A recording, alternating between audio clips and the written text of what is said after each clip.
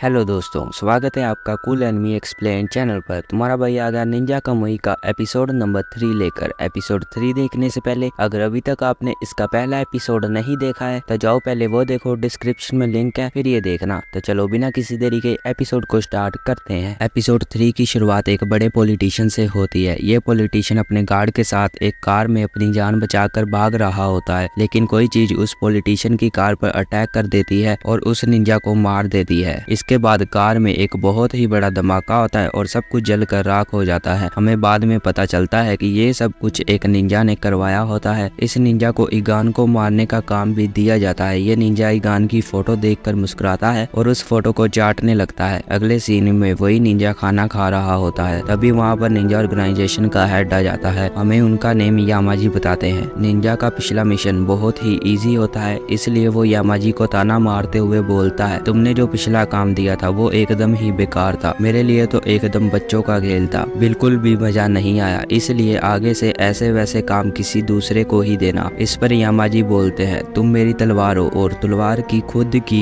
कोई इच्छा नहीं होती। फिर वो निंजा बोलता है, हम पुराने निंजाओं के जैसे नहीं हैं जो शपथ लेते थे और सीक्रेट कोड का पालन करते थे। सब फालतू की बातें हो गई हैं। इस पर यामाजी बोलते हैं, जिन निंजाओं ने भी इसका विरोध किया वो सब हमारे दुश्मन है। मैं नहीं चाहता हमारी सीक्रेट टेक्निक किसी दूसरे को पता चले, इसलिए उन सभी निंजा को मारना होगा। आगे यामाजी उस निंजा को ईगान के बारे में बताते हैं। हमें पता चलता है कि ईगान जापान के इतिहास का एक बहुत ही माहिर एलाइट निंजा होता है। ईगान ने बहुत सारी लड़ाइयाँ लड़ी होती हैं और बहुत सारी टेक्निक और लड़ाइयों के तरीकों को माहिर किया होता है और वो अपने टारगेट पर बिल्कुल भी रहम नहीं करता। ये सभी सुनकर निंजा बहुत ही ज्यादा खुश हो जाता है। आगे यामाजी बोलते हैं, हमने पहले भी ईगान को मार दिया था, यहाँ तक कि डॉक्टरों ने भी उसे मुर्दा घोषित कर दिया था, लेकिन ईगान अपनी सीक्रेट आर्ट यूज कर बच गया। ये आर्ट सिर्फ पुराने निंजाओं को ही पता है। हम ईगान को इस बार जिंदा नहीं छोड़ेंगे और उसे सीक्रेट आर्ट का भी पता लगाना है। ये सुनकर निंजा हंसने लगता है और बोलता है, अगर ईगान मेरे पैरों में गिरकर अपनी जान की भीख मांगे और खुद सीक्रेट आर्ट बता दे तो कैसा रहेगा। ये कहकर वो वहाँ से जाने लगता है, लेकिन तभी वो रुक जाता है और यामाजी से बोलता है, कहीं अगर शिनिगामी ने मेरे काम के बीच में टांग अड़ाई तो। अगले सीन में हमें शिनिगामी दिखाया जाता है। ये दूसरे निंजा के साथ लड़ रहा होता है। हमें शिनिगामी का नेम जय बताते हैं। जय अपने मास्टर के साथ लड़ने के लिए रेडी होता है। जय का मास्टर बोलता है, अगर तुम अपनी तलवार पर प्राउड नहीं करते हो तो तुम सिर्फ खून कर रहे हो। मैंने जो तुम्हें सिखाया था क्या तुम वो भूल गए हो? अब तक तुमने अपने कितने साथियों को मार डाला है। हमारी ऑर्गेनाइजेशन पूरी तरह से करप्ट हो चुकी है। तुम सारे निकाले हुए निंजास को इसलिए मार रहे हो क्योंकि तुम उनसे डरते हो। जो निंजा अभी भी खुद पर प्राउड करते हैं और पुराने तरीकों से जी रहे हैं, तुम जैसे लोग उन्हें कभी भी मार नहीं सकते। इसलिए तुम ईगान को मारने में भी फेल हो गए। तुमने हम सभी को धोखा दिया। जब ये बात बाकी निकाले हुए निंजास को पता लगेगी तो वो तुम्हें नहीं छोड़ेंगे। आगे जय का मास्टर बोलता है, तुम ये मत भूलो तुम्हें तलवार पकड़नी मैंने सिखाई है। ऐसा बोलकर जय का master secret art flying solo से हमला कर देता है, पर जय अपने मास्टर से भी बहुत ज्यादा तेज होता है। वो अपनी तलवार अपने मास्टर के सीने में घुसा देता है, जिससे मास्टर वहीं पर मारा जाता है। बनने से पहले जय का मास्टर जय से बोलता है, मैं तो अभी नर्क जा रहा हूँ, पर मैं तुम्हारा इंतजार करूंगा। हम जल्द ही मिलेंगे। इसके बाद हम फिर से यामाजी और दूसरे निंजा पर शिफ्ट होते हैं। निंजा यामाजी से बोलता है, जरूर शिनिगामी आइगन को मारने के लिए बहुत बेताब होगा। जिस पर यामाजी बोलते हैं, तुम इसकी चिंता मत करो, मैंने पहले ही शिनिगामी को आइगन से लड़ने के लिए मना किया हुआ है। आगे हमें माइक दिखाया जाता है, जिस कैफे में वो हाइगन से मिलने गया था। FBI ने उस कैफे के ओनर को मनी लॉन्ड्रिंग के केस में अरेस्ट किया होता है। माइक समझ जाता है कि FBI फिर से इस केस को दबाने की कोशिश कर रही है। तभी वहाँ पर माइक का बॉस आ जाता है और वो माइक को बाहर ले जाता है और उसे समझाने की कोशिश करता है। वो बोलता है, तुम्हें इस मामले से दूर ही रहना चाहिए और अपने रिटायरमेंट पर फोकस करना चाहिए। हमें बताया जाता है कि माइक का बॉस पहले माइक का पार्टनर हुआ करता था और प्रमोशन के बाद उसका बॉस बना दिया गया। आगे माइक का बॉस माइक को छुट्टियां लेने के लिए बोलता है और वहां से चला जाता है। इसके बाद हम हाइगन पर शिफ्ट होते हैं। हाइगन एक सुनसान जगह पर बैठकर अपने वेपन ठीक कर रहा होता है और अचानक उसको अपनी बीवी और बच्चे की याद आ जाती है। तभी वहाँ पर माइक आ जाता है। माइक हाइगन को बताता है कि रेस्टोरेंट में हम पर जिन निंजाओं ने हमला किया उन निंजा के हथियार एक स्पेशल मेटल से बने हुए हुए थे और ये मेटल का पेटेंट ओजा कंपनी के पास है। जरूर ओजा कंपनी और निंजा के बीच में कुछ तो कनेक्शन है, यहाँ तक कि FBI भी ओजा के कंट्रोल में आ गई है। ये सुनकर हाइगन बोलता है, उन्होंने मेरे परिवार को मारा है, मैं उनके किसी भी मेंबर को नहीं छोड़ूंगा, एक एक को चुन चुन कर मारूंगा। ये सुनकर माइक बोलता है, अगर तुमने ऐसा किया तो मुझे तुम्हें अरेस्ट करना होगा, पर लोगों को क्रिमिनल से बचाना मेरी जिम्मेवारी है, इसलिए मैं तुम्हारे साथ मिलकर काम कर रहा हूँ। इसके बाद हाइगन माइक को एक ड्रिंक पीने के लिए देता है और बोलता है, निंजास अपनी ड्रिंक को शेयर करके पीते हैं, हम लोगों में इसी तरह से दोस्ती की जाती है। इसके बाद माइक और हाइगन दोनों एक साथ काम करने के लिए रेडी हो जाते हैं। आगे माइक बोलता है, मेरे पास ओजा कंपनी के बारे में थोड़ी इन्फॉर्मेशन है, इसलिए मैंने किसी को बुलाया है। अगले सीन में माइक से मिलने के लिए एमा आती है, पर एमा बहुत लेट हो जाती है, इसलिए माइक एमा को डांटने लगता है। एमा बताती है कि वो जो कार लेकर आई है उसकी वजह से उसको देरी हो गई है। माइक ने एमा को पहले ही हाइगन के बारे में सब कुछ बता दिया होता है, इसलिए हाइगन माइक की तरफ गुस्से से देखने लगता है। माइक हाइगन को बोलता है, चिंता करने की जरूरत नहीं है, ये हमारे ही साथ है। इसके बाद माइक और हाइगन दोनों एमा की कार में बैठ जाते हैं। आगे हमें पता चलता है कि एमा ने अपनी कार में एक सुपर कंप्यूटर फिट करवाया होता है, जिससे वो कहीं भी सारी इंफॉर्मेशन निकाल सकती है। एमा बताती है कि उसने ओजा कंपनी पर कुछ रिसर्च की है, ये एक मल्टीनेशनल कंपनी है जो सारी फील्ड में काम करती है, जैसे मिलिट्री वेपन, टैंक,